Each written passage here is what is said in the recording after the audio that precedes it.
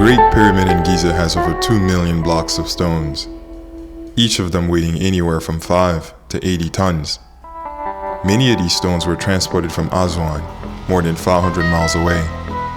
The workmanship precision of the pyramid is so accurate that the 4 sides of the base have an average error of only 58 millimeters.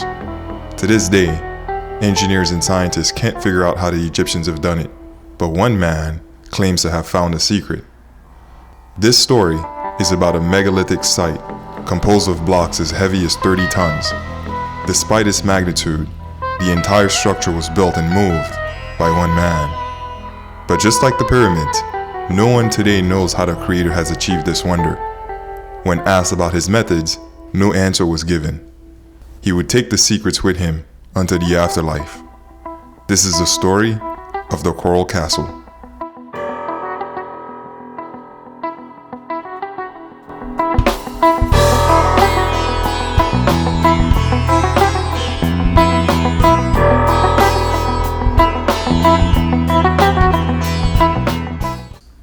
The story of this episode begins in the Baltic region of Europe, in a country called Latvia.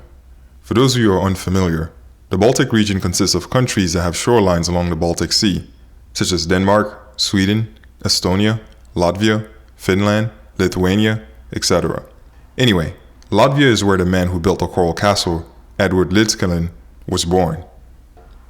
Little is known of his childhood aside from the fact that he was born poor, read a lot as a boy, but received only a 4th grade level of formal education. He left school early to work with his father doing stonemasonry. In fact, his family comes from a line of stonemasons. His grandfather even owned a cemetery tombstone monument establishment in Latvia. Ed was on a course to having a normal life. At the age of 26, he got engaged to a girl named Agnes Scuffs. The day before the wedding, however, Agnes disappeared. She was 16 years old at the time she broke off the engagement with Ed, an act he apparently never recovered from, frequently referring to her as his Sweet 16. With a shattered heart, Ed moved to New York City in 1912. After struggling to find work on the East Coast, he moved to the Pacific Northwest to take part in the logging boom happening there at the time. The 1920 census data reveals that Ed resided in Reedsport, Oregon. Let's pause for a moment and review Ed's experience so far. We know that he worked with his father in stonemasonry, but now we see him work in a logging industry in Oregon. Logs, as we all know, are very heavy. We can therefore assume that Ed probably picked up a few techniques regarding levers and how to maneuver heavy objects during this experience. Anyway, in the winter of 1922, Ed contracted tuberculosis. In an effort to recover, he moved to the warmer climate of Florida, where he purchased an underdeveloped parcel of land in Florida City. This is where the strange journey of building the Coral Castle began. Florida City was lightly inhabited, but Ed did have neighbors, and these neighbors would begin to detect strange behaviors from him. They would find Ed with huge blocks of stones, which he apparently had extracted out of the ground. Let me mention now that Ed was merely 5 feet tall and barely weighed 100 pounds. Yet somehow, this small man had managed to quarry these stones. When asked how it was done, Ed would give some elusive answer. The mystery would continue, however. Ed not only quarried these large stones, but also sculpted, shaped, and arranged them into functional components. It is important to state that these blocks weighed anywhere from 8 to 30 tons. How did this small man manage to move and shape these objects? For you to better appreciate this achievement, let me show you a clip from a group of engineers who attempted to replicate Ed's work using modern machinery. Try an experiment to cut and lift a giant block of oolite. With diamond-tipped power saws, the cutting alone took several hours. The only way to break the block free, brute force.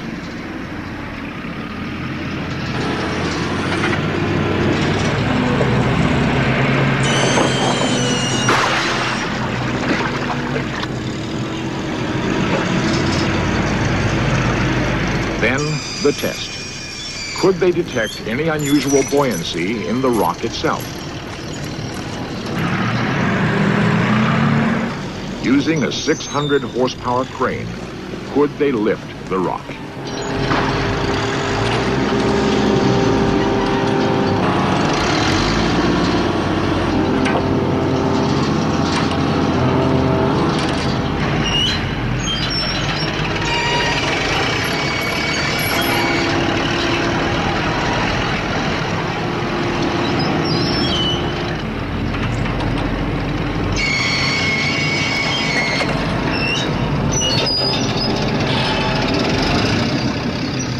after the crane almost tipped over, they managed to drag the block a few yards. What modern equipment would it take to duplicate Coral Castle? It couldn't be done. Charles Valois comments. Not with a modern equipment. I wouldn't cut more than 4 foot long and 32 inches wide and 7 or 8 foot long. That's the most I'll cut. And you see the struggle I have getting it out with that machine.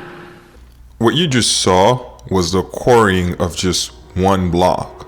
But please remember, Ed did not single-handedly quarry several stones. He shaped, moved, and arranged them into impressive combinations. One example of such impressive combination is a revolving door at the Coral Castle. Although the entrance stone weighs 9 tons, Ed built it in a way that anyone, even a child, can push this door open.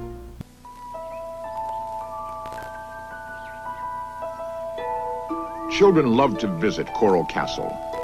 They instinctively respond to the childlike sense of play, which is so magnificently sculpted here. When one of the bearings gave out in 2004, engineers tried to assemble it the way Ed had previously built it, but failed. This entrance is now out of commission. Anyway, back to the story. Neighbors were fascinated by these huge stones Ed had erected, and they were dying to know how he accomplished such a feat. Getting nothing but elusive answers from Ed, they resorted to spying on him. Except on rare occasions, Ed only worked at night.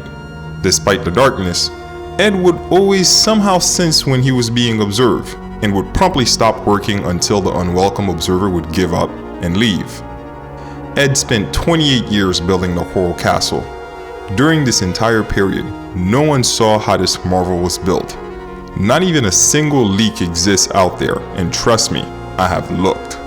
When Ed opened the Coral Castle to the public, admission to the park was 10 cents. At the time, the space was not called the Coral Castle, but Rockgate Park. Here is an original clip of visitors touring the park. These films are not the best quality, but they are the only known movies of Ed Leedskalnin. They were discovered in 1980 in the back of a closet.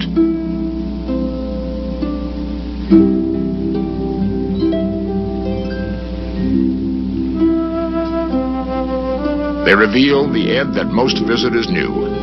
Animated, friendly, a simple man.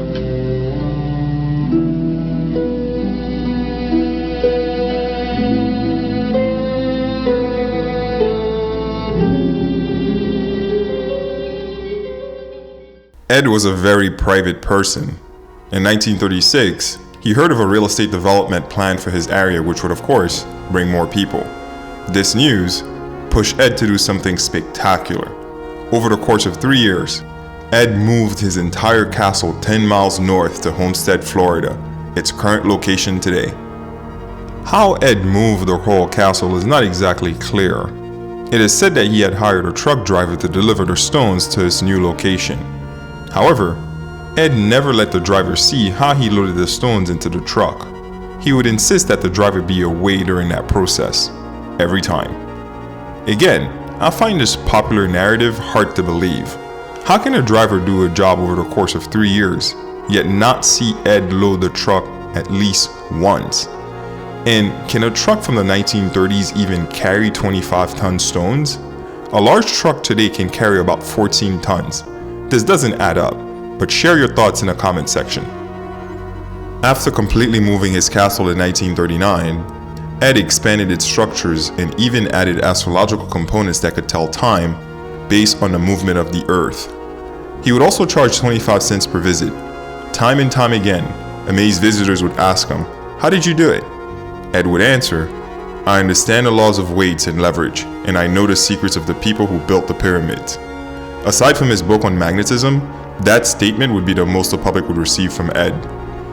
In December 1951, Ed became ill. He took a bus to Jackson Memorial Hospital and died 3 days later in his sleep, taking with him the secrets of the pyramid apparently. No one still knows how Ed built the Coral Castle. When his home was searched after he died, investigators found a life savings of $3,500, a treasure map, and a note that said, The secrets to the universe is 178-144-321. Is this gibberish or a clue to a real mystery? You tell me. The Coral Castle is still open for visit. Those of you who want to go see the mystery for yourself can save this location using the Cityscape app. There are many speculations regarding how Ed built the Coral Castle. Many have even tried to replicate Ed's work, from professional scientists, the Army Corps of Engineers, and Coral Castle enthusiasts with a mechanical aptitude. Nothing definitive has been found from these investigations, however. Some people have crossed Ed's story with the metaphysical, saying that he used sound or magnetic levitation using the meridian lines. Others still claim that it is the work of aliens. The story of Coral Castle was even featured on the show Ancient Aliens. Ed's story has also penetrated popular culture. The British artist Billy Idol produced a hit song called Sweet 16. Most people don't know, however, that this song was made in reference to Ed's Coral Castle. You can even see an image of Ed at the beginning of the official music video. This is an example of a secret being shown in plain sight. The story of Ed has proved that hindsight is not always 20/20. For even today, we are still puzzled on how this was achieved. Was Ed a magician or an engineer far ahead of his time? I guess we'll never know. However, I do think the lesson Ed was trying to teach is for us to cultivate the magician within. The engineer and mystic both use laws that others do not know. The way these gifted souls obtained these secrets was through initiation. By that, I do not mean some bizarre ritual, but persistent hard work in mastering a craft. It might take 5, 10, or even 20 years, but after pressing on, nature finally reveals her secret. So cultivate the magician in you by mastering a craft, and when nature finds you worthy of her secrets, she will reveal them to you. See you next time. All we do is hide away. All we do is hide away. All we do is chase the day. All we do is chase the day.